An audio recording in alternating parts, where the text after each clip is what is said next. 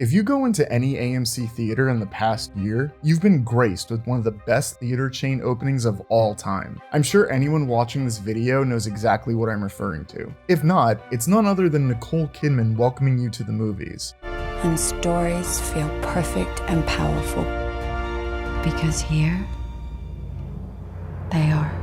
Her on-screen presence has been nothing short of incredible. She has starred in some truly great films, such as Eyes Wide Shut, Moulin Rouge, Cold Mountain, and this writer's favorite, Practical Magic. Yep, that's right. I'm back. Woo! Hang on to your husbands, girls. But back in 2001, Nicole teamed up with Alejandro Amenabar to make one of the creepiest supernatural horror flicks of all time. It's a film that was not only a big box office success, but it is also a truly spooky film, with a twist that even M. Night Shyamalan himself would enjoy. So sit back, cover the curtains, and make sure to turn up your volume as we revisit The Others. What have you done with my daughter? Are you mad? I am your daughter.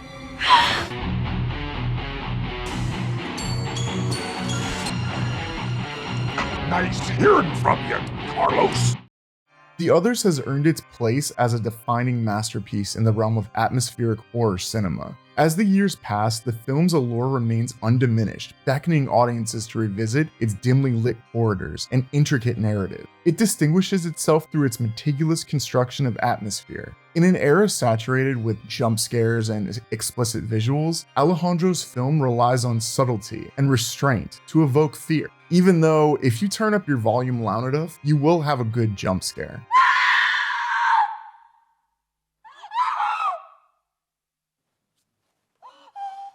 Originally, the script was written in Spanish and supposed to be set in southern Chile. It was very important to Alejandro to find an incredibly devout Catholic area to set the film in, so the original religious symbolism written in Spanish would be able to translate. You went out through there. Would you mind telling me how a boy can get in and out of this room if it's locked?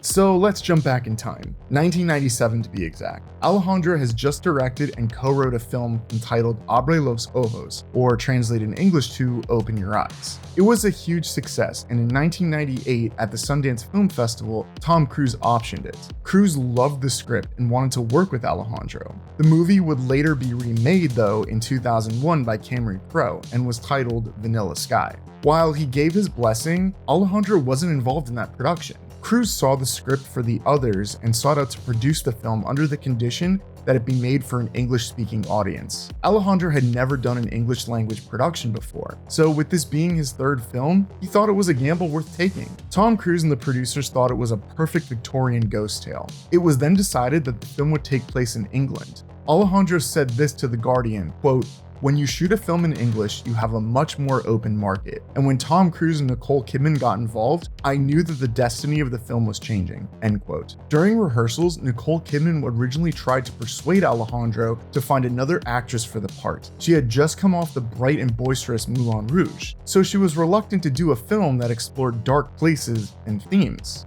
Fortunately, the team was able to convince her to return and continue moving forward with the film. My children's lives are at stake. But, Mum, Do not argue with me. Be quiet. Filming took place in the summer of 2000. While Alejandro was okay with altering the language of the film and location, he insisted that they film it in Spain. The house that was used for the shoot was the Palacio de los Hornillos, which is located in Cantabria, Spain. The house was originally designed in 1904 by a London-based architect, Ralph Selden Warnham. It was meant to be the country estate of the Duke of Santo Moro. It's a great example of Victorian architecture in Spain. However, some scenes were filmed in England, including when Grace finds her husband returning from war in a thick fog. This was shot along the Lime Walk at Kent's Penshurst Place. The cinematography was shot by Javier Aguirre-Robe and is marked by long takes and deliberate pacing. It allowed for the tension to build while immersing viewers into otherworldly ambience. The deliberate use of shadows, the consistent closing of curtains, and never knowing what is going to happen next is truly terrifying. If there's one thing that is hauntingly beautiful about this film, it's the score. It was composed by Alejandro himself, and he even appears in the film as one of the dead people in the photographs. it is a photograph album, ma'am. No, but look, they're all asleep. They're not asleep, ma'am. They're dead. At the heart of The Others lies a compelling exploration of psychological depth. Nicole Kidman's portrayal of Grace Stewart, a devoutly religious mother caring for her light-sensitive children in post-World War II Jersey, is a tour de force. So in case you didn't know, we're not talking about New Jersey. No, Jersey, or Bailiwick of Jersey, is an island country and self-governing British Crown dependency near the coast of northwest France. So Alejandro decided it made sense to set the film during the Second World War, and especially those islands. They were the only British territory that was occupied by the Nazis. The master, ma'am. The master went off to war a year and a half ago. I've had no news since the war ended.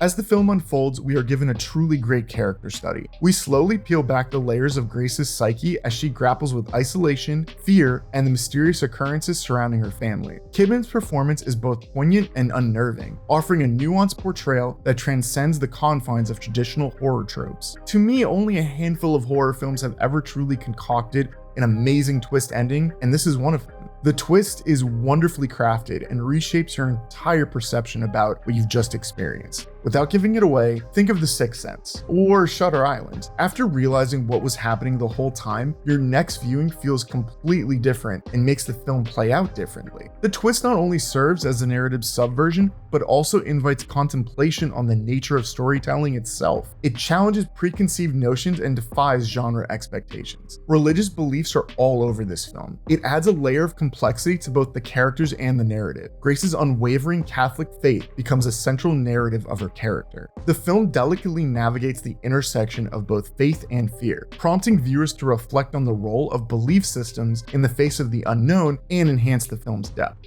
She's got to learn to swallow her pride and ask for forgiveness. Anyway, it's about time she started to read the Bible.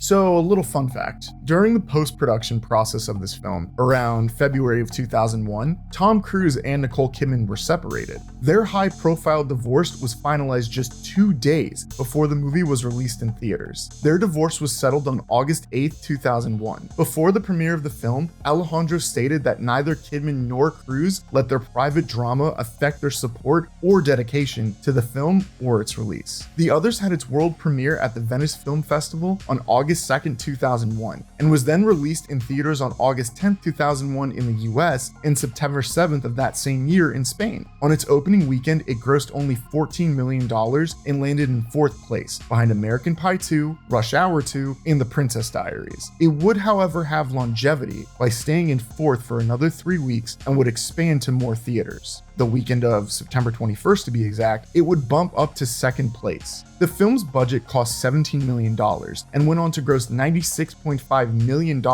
in both the US and Canada. It would gross $24 million in Spain alone and would become the highest grossing Spanish film of all time. In other countries, it would gross $89 million and would end up with a worldwide total of $209.9 million. Talk about a huge success. It had great word of mouth and currently sits at an 84% on Rotten Tomatoes with critics. Nicole Kidman's involvement added significant star power and drew audiences to theaters. She was a huge box office poise that year for this film, as well as Moulin Rouge. Theatergoers wanted to see whatever she was putting out that year.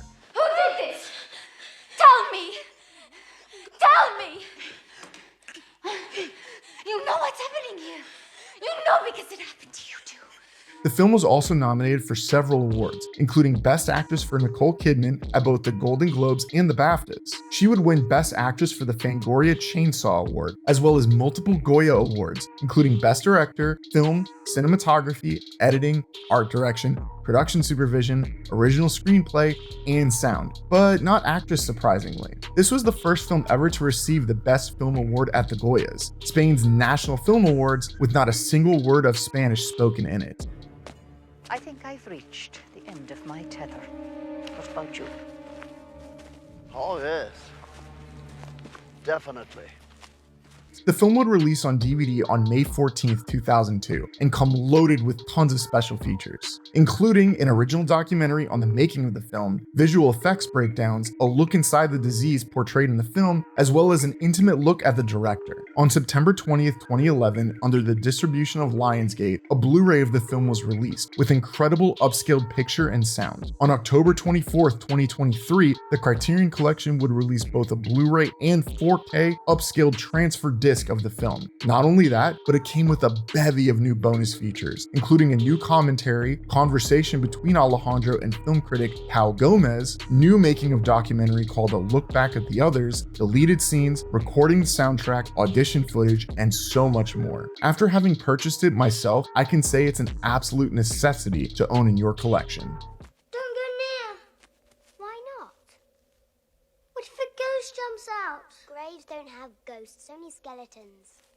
The Others has secured its place in cinematic history over the years and has maintained its popularity by becoming a cult classic. It has influenced subsequent films in the horror genre and even has a remake in the works from Sentient Entertainment and Universal Pictures. The film's impact extends beyond the realm of horror enthusiasts, reaching audiences who appreciate the convergence of atmospheric storytelling, psychological depth, and thematic richness. Revisiting the film is a journey into the heart of cinematic brilliance, where atmosphere, psychological horrors, and narrative creativity converge to create an enduring masterpiece. As the film's dimly lit corridors continue to drive viewers into a world of mystery and suspense, its thematic complexities and gothic background remind us moviegoers why its status as a classic is cemented in the pantheon of atmospheric horror. The Others invites us not only to revisit a bygone era of filmmaking of more shock and suspense instead of gore and jump scares, but also to rediscover the artistry that renders it a long-lasting masterpiece in the landscape of good horror cinema.